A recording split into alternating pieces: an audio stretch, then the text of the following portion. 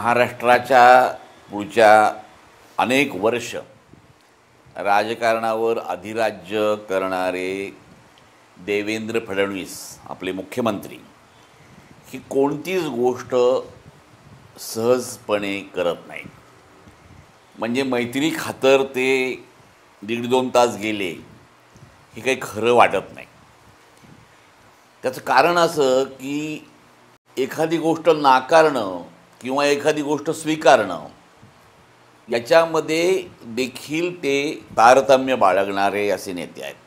म्हणजे एखाद्याला उल्लेखाने मारायचं का अनुल्लेखाने मारायचं हे जर कुणाकडून शिकायचं असेल तर ते देवेंद्रजीकडून.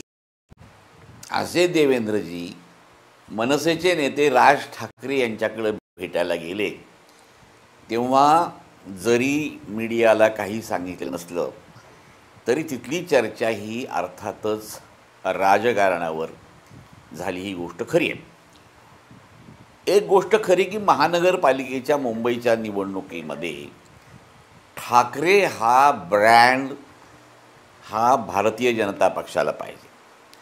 आता मैत्री खातर म्हणा किंवा ठाकरे या आडनावामुळे म्हणा, देवेंद्र फडणवीस यांना अगदी पूर्वीपासून राज ठाकरे हे आपल्या आघाडीमध्ये हवेत असं वाटत होतं. पण घ्यायचं कसं? चौथा पार्टनर का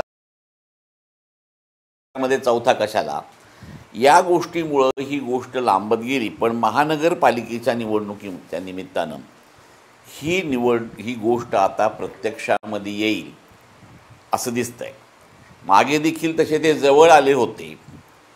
त्याच्यामुळं एकनाथराव शिंदे यांना बऱ्यापैकी चेकमेट मिळाला होता. परंतु नंतर ते लांब गेले.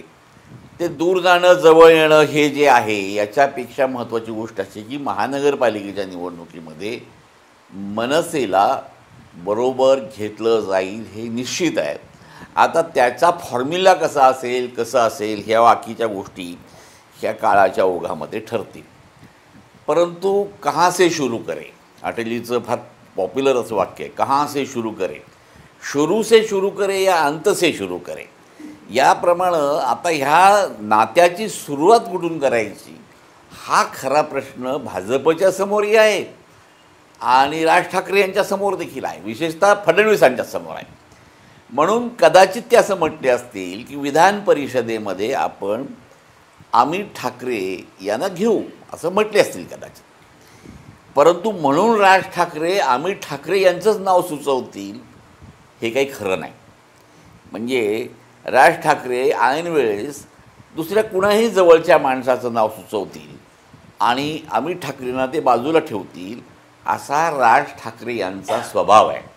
म्हणजे राज ठाकरे यांच्या स्वभावाचा अंदाज आजपर्यंत भल्याला आलेला नाही.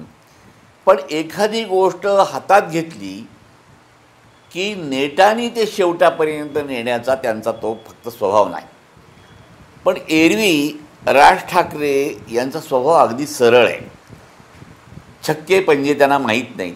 जे काय आहे ते सरळ ऐकायचं, त्याप्रमाणे बोलायचं, हा त्यांचा स्वभाव. आणि दुसऱ्या बाजूला फडणवीस साहेब आहेत की ज्यांचा स्वभाव सगळ्या महाराष्ट्राला मला वाटतं माहिती, काही सांगायची गरज नाही. याच्यामध्ये आता त्या पुढं त्यांचं काय होईल हे माहीत नाही. पण एवढी गोष्ट खरी की भारतीय जनता पक्ष आणि मनसे हे जवळ अगोदरच आलेले आहेत. आता ही जवळीक वेगळ्या नात्यामध्ये बदलण्याची शक्यता आहे. आता या नात्याला नाव कोणतं द्यायचं? महानगरपालिकेचं द्यायचं का विधान परिषदेचं द्यायचं? एवढा तो काय प्रश्न राहिलेला आहे. आणि मला असं वाटतं की या चर्चेमधून या प्रश्नाचं उत्तर त्या दोघांनाही मिळालेलं असेल. आपल्याला मिळालं नाही. त्याच्यामुळं काळाच्या ओघामध्ये हे उत्तर देखील आपल्याला मिळेल असं मला दिसतंय.